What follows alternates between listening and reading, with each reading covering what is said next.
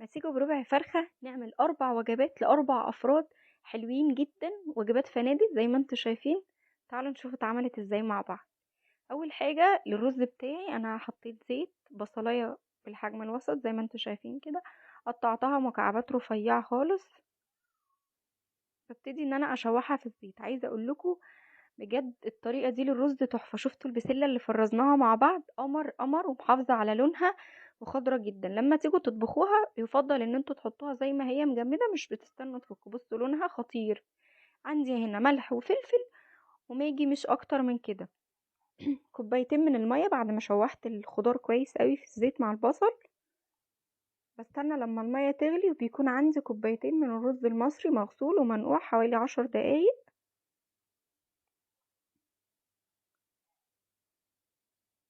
ببتدي ان انا اقلبه كويس قوي، بخليه علشان يستوي. مجرد ما الرز بتاعي بيبدأ ان هو يغلي بغطي عليه وبهدي النار.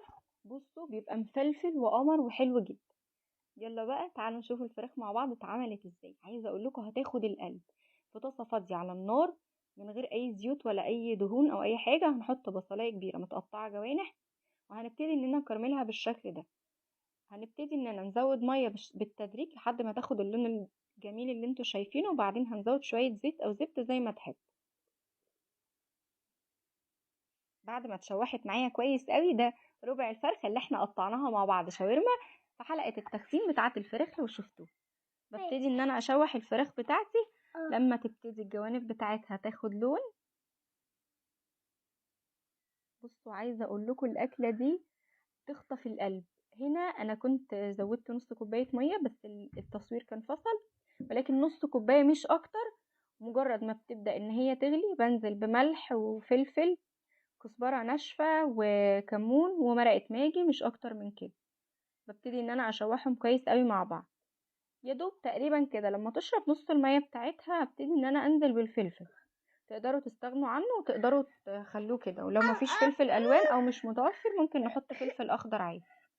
هنبدأ اننا نشوح الفلفل برضو مع الفراخ، يدوب تشويحة صغيرة، ونفضل نقلبها وعلى نار هادية. اول ما تشرب المية بتاعتها بشكل نهائي تقريبا، هبتدي ان انا اجيب عندي كوباية مية وعليها معلقة كبيرة من الدقيق. وصدقوني مش هتبان خالص، ولا بتدي طعم لزج ولا اي حاجة، بتبقى تحفة جدا.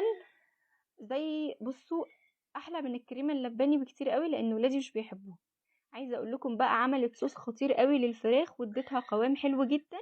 وهنا قدمتها جنب الرز بتاعي وزينتها بالزيتون. بصوا كانوا بيخطفوا الاطباق من كتر ما كانت ريحتها تحفه جدا، وسهله وسريعه وما خدتش وقت، وصحه وهنا.